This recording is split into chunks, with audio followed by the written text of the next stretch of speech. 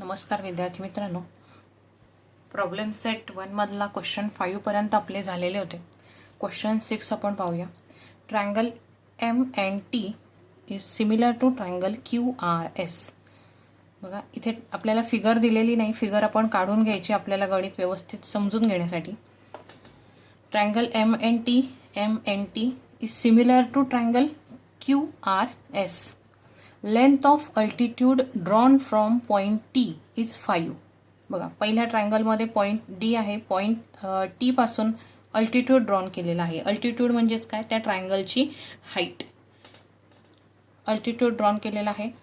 T तो आहे, त्याची लेंथ 5 दिलेली आहे. TA असं आपण त्याला म्हणू. Then length of altitude drawn from point S. Second ट्रायंगलमध्ये पॉइंट S पासून पुन्हा अल्टिट्यूड ड्रॉन केलेला आहे, त्याला नाव देऊ आपण SB. त्या अल्टिट्यूडची हाईट असेल 9. Then find the ratio of triangle MNT and area of triangle QRS. तर आपल्याला दोन्ही ट्रायंगल्सच्या एरियाचा रेशो काढायचा आहे. एवढी माहिती आपल्याला दिलेली आहे. अल्टिट्यूडची हाईट दिलेली आहे. बघा, आता इथे एरिया ऑफ सिमिलर ट्रायंगल्स आपल्याला काढायचं आहे. मग त्यासाठी आपण प्रॉपर्टी शिकलेलो आहे. The ratio of the areas of two similar triangles is equal to the ratio of the squares of their corresponding sides or heights. आता इथे हाईट दिलेली आहे म्हणून आपण करस्पॉन्डिंग हाईट्सच्या आधारे त्या दोन्ही ट्रायंगल्सचा एरियाचा रेशो काढणार आहोत. बघा, triangle MNT is similar to triangle QRS. MNT is similar to QRS. Therefore, एरियाचा रेशो दिलेला आहे. Area of triangle MNT upon area of triangle QRS is equal to, कशाशी इक्वल आहे तो, तर ratio of the squares of their corresponding heights. त्यांच्या corresponding हाईटशी हा रेशो सिमिलर आहे. म्हणून पहिला ट्रायंगल MNT आहे, मग त्याची हाईट TA ही आहे, म्हणून TA square upon SB square. TA square upon SB square. TA ला आपण H1 म्हणू शकतो, हाईट H1, आणि याला हाईट H2 म्हणू शकतो, म्हणजे H1 square upon H2 square. मग आता H1 किती दिलेली आहे आपल्याला, 5 दिलेली आहे. So 5 square upon 9 square is equal to 25 upon 81. हा आपला ratio of area of two similar triangles. एवढं सोपं आहे. ही प्रॉपर्टी पाठ करून ठेवायची आहे, त्याच्या आधारे तुम्हाला गणित सोडवता येईल. त्यानंतर बघा, क्वेश्चन नंबर 7.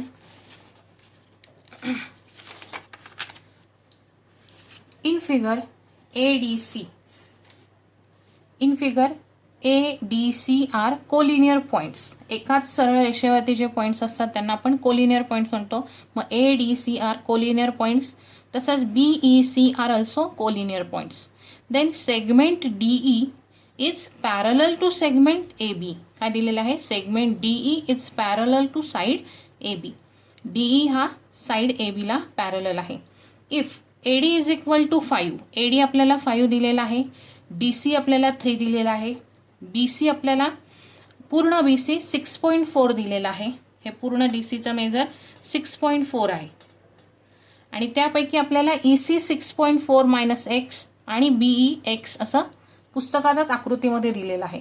मग आता त्यावरून आपल्याला BE शोधायचा आहे आणि EC सुद्धा शोधायचा आहे. बघा, आता DE ट्रायंगलच्या साइड AB ला पॅरलल लाईन आहे. DE ही पॅरलल असल्यामुळे ट्रायंगलचे जे रिमेनिंग साइड्स आहेत AC आणि BC याला ती इक्वल प्रपोर्शनमध्ये डिवाइड करते. म्हणजे CD आणि DA इक्वल प्रपोर्शनमध्ये डिवाइड झाले, CE आणि EB इक्वल प्रपोर्शनमध्ये डिवाइड झाले. कोणतं थेरम आहे हे, कोणतं थेरम आता मी म्हटलं, BPT थेरम. मग इथे BPT थेरमचा वापर केलेला आहे. जर आपल्याला ट्रायंगलमध्ये पॅरलल लाईन किंवा line DE is parallel to side of a triangle, then that line divides the remaining sides of triangle in equal proportion. मग इथे आपल्याला वापरायचं आहे बाय युझिंग बीपीटी थेरम, त्याआधी आपण उत्तरामध्ये आधी लिहून घ्यायचं दिलेली माहिती. AD is equal to 5 given लिहायचं आहे. AD is equal to 5, DC is equal to 3, BC is equal to, बीसीच्या ऐवजी आपण लिहू BE is equal to x and EC is equal to 6.4 minus x. Therefore, in triangle ABC, DE is parallel to AB. हे सुद्धा आपल्याला दिलेलं आहे, ते लिहून घ्यायचं. Therefore, from BPT म्हणजेच बेसिक प्रपोर्शनॅलिटी थेरमचा आधार घेऊन आपण हे उदाहरण सोडवत आहे. From BPT sides are divides into equal proportion. मग CD अपॉन DA. आता C पासून इकडे स्टार्ट केलंय तर खालची बाजू डिवाइड्स लिहिताना C पासूनच स्टार्ट करायचं आहे. CE upon EB. Therefore CD ची लेंथ किती दिली आहे 3 अपॉन DA ची लेंथ आहे 5, CE 6.4 minus x upon BE आपल्याला एक्स दिलेला आहे. या प्रकारचं उदाहरण सोडवताना आपण काय करतो, क्रॉस मल्टिप्लिकेशन करायचं आहे. 3 इंटू एक्स, इकडे 3x येतील, इकडे 6.4 मायनस एक्स, ह्याला ब्रॅकेट टाकू आणि 5 इकडे मल्टिप्लाय होईल, पूर्ण ब्रॅकेटला तो मल्टिप्लाय होईल. Therefore 3x is equal to 6.4 into 5 करायचे आहेत. 6.4 मल्टिप्लाय 5, 5 4 जा 20 ची 0, 2 कॅरी केले, 5 6 जा 30 प्लस 2 32. एक डिजिट सोडून पॉईंट आहे, एक डिजिट सोडून डेसिमल पॉईंट द्यायचा, आन्सर द्यायचा 32 मायनस. आता 5 ने 6.4 ला मल्टिप्लाय केलाय, मायनस साईने ब्रॅकेटमध्ये ते दिलंय. आता 5 ने एक्स ला पण मल्टिप्लाय करायचंय, 5x. देअरफॉर आता लाईक टर्म्स एका साईडला घेऊ आपण, 3x आणि 5x. 5x इकडे येताना होईल plus 5x is equal to 32. Then 5x plus 3x 8x is equal to 32. Then x is equal to 8 इकडे मल्टिप्लाय इकडे येताना डिवाइड होईल, 38 डिवाइडेड बाय 8, 8 4 जा 32. x ची व्हॅल्यू किती मिळाली आपल्याला, 4 मिळाली. आपल्याला काय फाइंड आउट करायचं आहे, BE. मग BE काय दिलेलं आहे, BE is equal to x is equal to 4 and EC is equal to 6.4 minus x means 6.4 minus 4. बघा बरीच मुलं काय करतात, 4 मायनस 4 0 आणि 6 आन्सर लिहितात. तसं करायचं नाहीये. 6.4 मधून 4 मायनस करताना 4 हा होल नंबर मधूनच मायनस करायचा आहे, 6 हा होल नंबर आहे म्हणून होल नंबर मधूनच होल नंबर मायनस करायचा आहे. 4 शी 4 तसाच राहील, 6 मायनस 4 2 राहतील, आन्सर येईल 2.4. आपल्याला BE आणि EC दोन्ही मिळालेलं आहे. नंतर बघू आपण क्वेश्चन नंबर 8, 9 आणि 10 या वर्षीच्या सिलेबसमधून कट केलेले आहेत, ते आपण घेणार नाहीये. क्वेश्चन 11 आहे पुढचा. In quadrilateral ABCD. बघा इथे क्वाड्रिलॅटरल ABCD दिलेला आहे. Segment AD is parallel to segment BC. Segment AD is parallel to segment BC.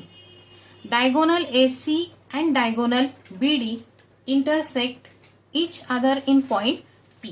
बघा diagonal AC and diagonal BD intersect at point P. Then show that AP upon PD is equal to PC upon BP. हे आपल्याला दाखवायचं आहे, prove करायचं आहे. बघा हा जो क्वाड्रिलॅटरल दिलेला आहे, या क्वाड्रिलॅटरमध्ये साइड AD आणि साइड BC ह्या दोन्ही पॅरलल साइड्स दाखवलेल्या आहेत, पॅरलल लाईन्स दाखवलेल्या आहेत.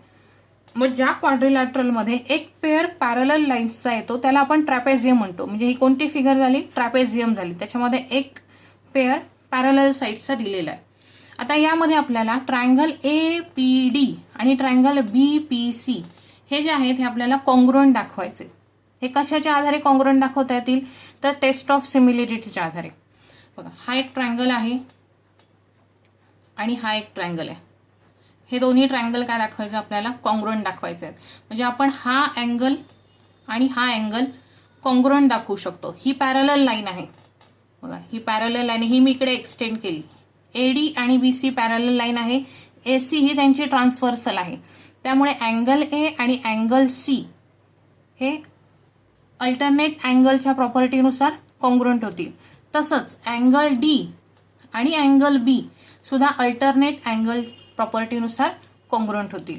मग हे जर दोन अँगल कॉन्ग्रुएंट झाले ह्या ट्रायंगल मधले आणि ह्या ट्रायंगल मधले, तर अँगल टेस्टनुसार हे दोन्ही ट्रायंगल्स काय होतील, कॉन्ग्रुएंट होतील, सिमिलर होतील. ते सिमिलर दाखवले की आपल्याला खाली म्हणजे त्याचे जे रिमेनिंग पार्ट्स असतील ते आपल्याला प्रपोर्शनमध्ये दाखवता येतील आणि हे आपल्याला सिद्ध करता येईल. मग आता याच्यासाठी आधी गिव्हन लिहायचंय. कधी पण शो दॅट किंवा प्रूव्ह दॅट आलं की गिव्हन, प्रूव्ह आणि प्रूफ या पॉईंटनुसार चालायचं. आता गिव्हन म्हणजे दिलेली माहिती, काय काय दिलेलं आपल्याला. In quadrilateral ABCD AD is parallel to BC दिलेला आपल्याला. AD is parallel to BC. Then BD and AC are diagonals. BD and AC are diagonals. हे दोन काय आहेत, डायगोनल्स आहेत, BD आणि AC. देन टू प्रूव्ह, काय प्रूव्ह करायचं आहे आपल्याला ते लिहायचं. To prove AP upon PD is equal to PC upon BP. Then proof. बघा प्रूफ मध्ये काय येईल. इन ट्रायंगल APD हा वरचा triangle, in triangle APD and in triangle BPC. In triangle APD and in triangle BPC angle DAP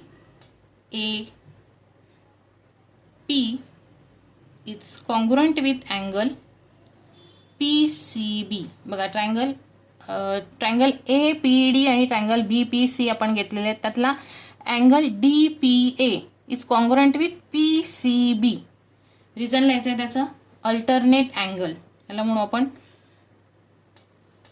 equation 1, alternate angles form by transversal. ट्रान्सव्हर्सलमुळे तयार झालेले alternate angles. Transversal कोणती आहे त्यामध्ये, AC ही ट्रान्सव्हर्सल आहे. Then angle ADP is congruent with. बघा ADP कशाशी कॉन्ग्रुएंट येईल, PBC शी. अल्टरनेट अँगल आपण दाखवतोय. Is congruent with angle PBC. Equation 2 येईल. रिझन सेम तेच येईल, ते तुम्ही वहीमध्ये लिहायचे. Therefore from angle similarity test, from angle similarity test, triangle APD is similar to triangle CPB. angle test similarity दोन अँगल्स कॉन्ग्रुएंट आले, त्यामुळे हे दोन्ही ट्रायंगल्स काय झाले, सिमिलर झाले. देअरफोर आता हे ट्रायंगल्स सिमिलर झाले म्हणजे त्यांचे जे रिमेनिंग पार्ट्स आहेत ते सुद्धा सिमिलर आहेत आणि ते आपण प्रपोर्शन मध्ये दाखवू शकतो. म्हणून AP upon PD is equal to PD upon PB. AP upon AC, AP upon PC is equal to PD upon PB. आपल्याला प्रूव्ह काय दिलेला आहे, AP. बघा प्रूव्ह काय दिलेला आहे, AP अपॉन PD दिलेला आहे is equal to PC upon BP. इथे आपण फक्त काय करायचंय, इन्व्हर्स करायचंय. AP अपॉन हा भाग इथे लिहायचा आहे PD is equal to PC upon PB. हे आपलं प्रूव्ह झालेलं आहे या प्रकारे. देन बघा नेक्स्ट क्वेश्चन आहे 12th मध्ये आपल्याला ऍक्टिव्हिटी दिलेली आहे. XY is parallel to segment AC. XY is parallel to segment AC दिलेला आहे.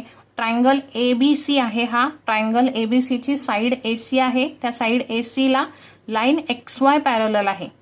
लाईन कोणती लाईन ट्रायंगलच्या एका साइडला पॅरलल आली की तिथे आपल्याला BPT थेरम आहे हे लक्षात ठेवायचं आहे. इफ पुढे काय दिले बघा, 2ax is equal to 3bx, 2ax is equal to 3bx and xy is equal to 9, xy 9 दिलेला आहे. Complete the activity to find the value of AC, ACची व्हॅल्यू आपल्याला शोधायची आहे. ॲक्टिव्हिटी दिली बघा, 2ax is equal to 3bx, त्यानंतर ax upon bx, हा bx काय केला इकडे डिवाइड केला, म्हणजे इथे काय राहील, आधी ह्या साईडचे 3 राहतील आणि अपॉन ह्या साईडचे 2 राहतील. Then ax plus bx upon bx is equal to, इथे पण तसंच येईल की 3 प्लस त्यामध्ये डिनॉमिनेटर मिळवला आहे 2 आणि अपॉन डिनॉमिनेटरच आहे, जसा इथे bx आहे तसा इथे 2 इथे राहील. कोणती प्रॉपर्टी आहे, बाय कॉम्पेनेंडो, 9th मध्ये आपण शिकलेलो आहे. Then ax plus bx is equal to ab, बघा ax प्लस bx हे दोन्ही जर ॲड केले तर आपल्याला काय मिळतो, पूर्ण हा सेगमेंट मिळतो, तो आहे ab, म्हणून इथे वापरलंय ab, ax plus bx ab upon bx, मग 3 प्लस 2 5 अपॉन 2, हे झालं equation number 1. Then triangle BCA is similar to BYC, बघा triangle BCA is similar to triangle BYC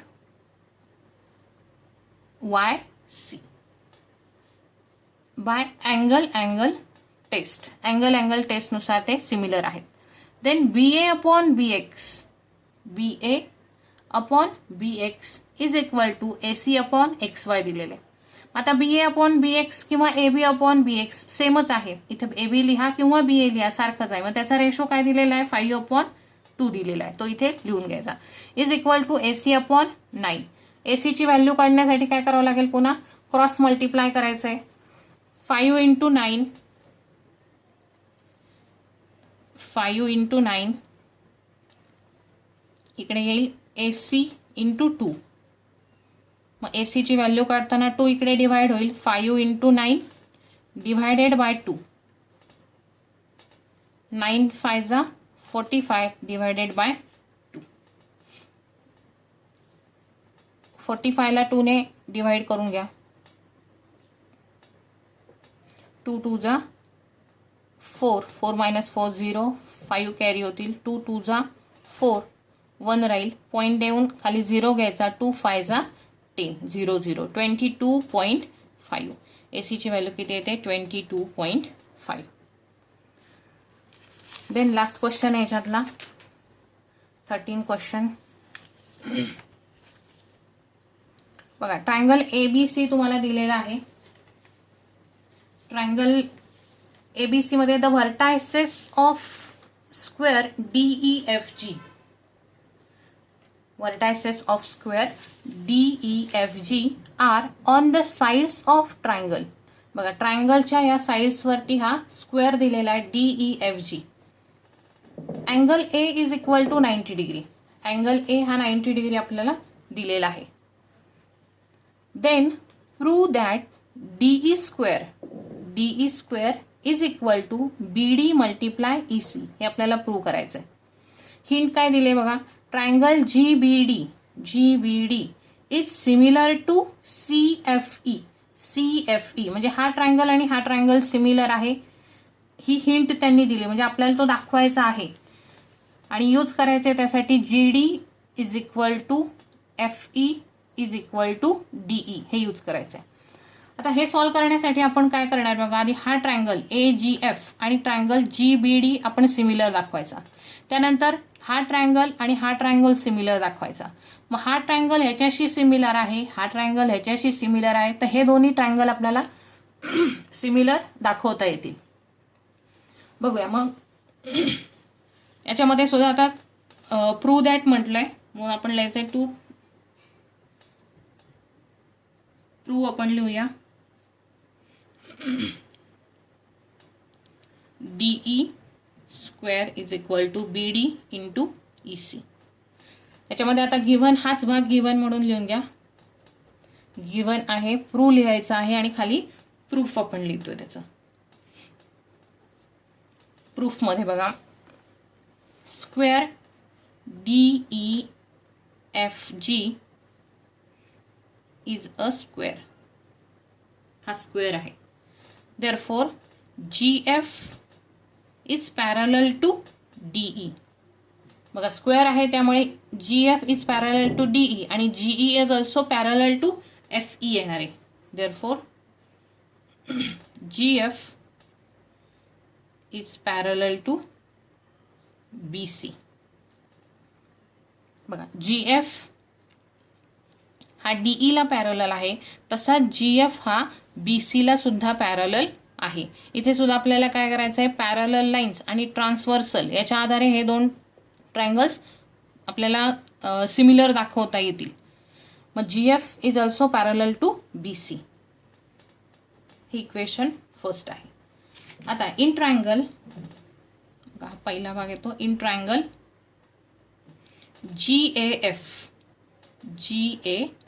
हा वरचा जो ट्रायंगल आहे तो आपण घेतलाय ट्रायंगल GAF.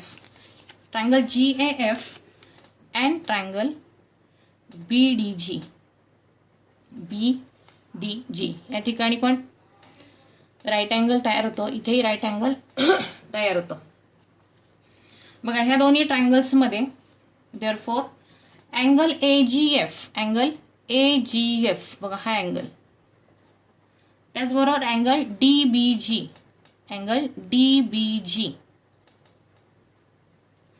ही लाईन पॅरलल आहे, इथे आपण दाखवली, आणि ही लाईन सुद्धा पॅरलल आहे.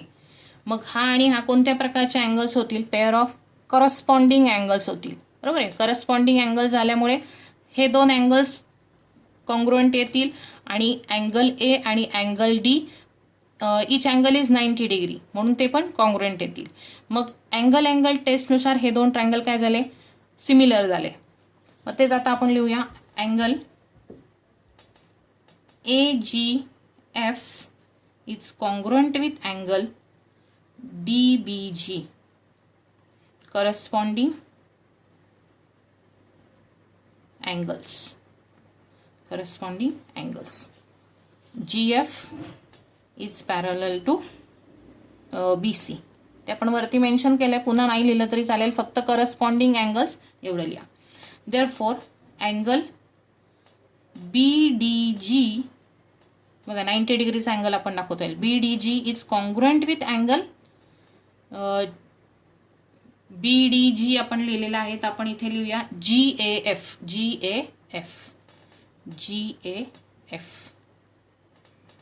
इच angle 90 degree. Therefore, angle similarity test. Triangle GAF is similar to triangle BDG. हा आपण पहिला मुद्दा प्रूव्ह केला. देन आता हा आणि हा ट्रायंगल आपण सिमिलर दाखवलाय. आता हा आणि हा ट्रायंगल आपण सिमिलर दाखवूया. आता या ट्रायंगल मध्ये सुद्धा ही पॅरलल लाईन आहे, ही पॅरलल लाईन आहे, म्हणजे अँगल E आणि अँगल C आपल्याला करस्पॉन्डिंग अँगल्स दाखवता येतील. ही पॅरलल लाईन ही AC त्यांची ट्रान्सव्हर्सल आहे, म्हणून हे दोन्ही काय होतील, करस्पॉन्डिंग अँगलनुसार कॉन्ग्रुएंट होतील. तसंच ह्याच्यातही हा 90 डिग्रीचा एक अँगल आहे आणि इथेही हा 90 डिग्रीचा अँगल आहे, म्हणजे अँगल टेस्टनुसार हे दोन्ही ट्रायंगल्स पुन्हा काय झाले, सिमिलर झाले. बघा in triangle GAF and triangle FEC मध्ये angle GAF is congruent with angle, बघा GAF 90 डिग्रीचा दाखवलाय, म्हणून इथे पण FEC आधी आपण दाखवायचा. FEC each 90 degree. Then angle AEG is congruent with angle ECF corresponding angles.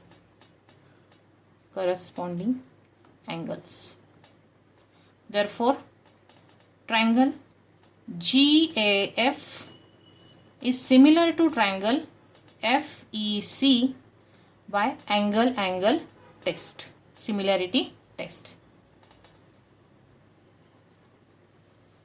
ह्याला म्हणू आपण इक्वेशन नंबर 2, ह्याला इक्वेशन नंबर 3.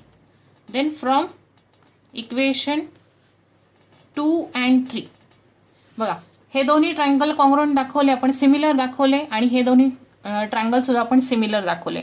आता इक्वेशन 2 आणि इक्वेशन 3 वरून आपण म्हणू शकतो की हे दोन्ही ट्रायंगल सुद्धा सिमिलर आहेत. Therefore triangle BDG is similar to triangle FEC. बघा कसे ट्रायंगल येतील इथे, छोटी फिगर काढूया आपण. BDG हा 90 डिग्रीचा D आणि इथे हा FEC सुद्धा 90 डिग्रीचा आहे. हे दोन्ही ट्रायंगल, म्हणजे हा जर आपण असा टर्न करून घेतला इकडे तर या प्रकारे तो अँगल आपल्याला दिसेल. BDG D 90 डिग्रीचा आलाय आणि FEC हा 90 डिग्रीचा आलाय. Therefore BD upon EF corresponding sides आहेत म्हणून त्याचा रेशो येईल BD upon EF is equal to DG upon EC. DG upon EC. Therefore cross multiply करायचं आहे. BD multiply EC is equal to DG multiply by EF. Therefore ही side फक्त मी इकडे लिहिते आणि ही साइड ह्या बाजूला लिहिते. DG into EF is equal to BD multiply by EC. बघा आता DG म्हणजेच काय आहे, EF आहे. DG बघा पहिल्या आकृतीमध्ये DG is parallel to EF. Square असल्यामुळे त्याच्या 4 साइड्स काय येतील, कॉन्ग्रुएंट येतील, सारख्याच मापाच्या येतील. त्यामुळे DG is equal to EF आपण वापरू शकतो. मग इथे काय लिहायचं आहे, DG च्या ऐवजी आपण DE लिहितोय. DE multiply DE is equal to BD multiply EC. मग D into DE, DE square is equal to BD multiply EC आपलं प्रूव्ह झालेलं आहे. ओके, एवढे क्वेश्चन्स कंप्लीट करा. नंतर नेक्स्ट व्हिडिओमध्ये आपण नेक्स्ट लेसन स्टार्ट करूया.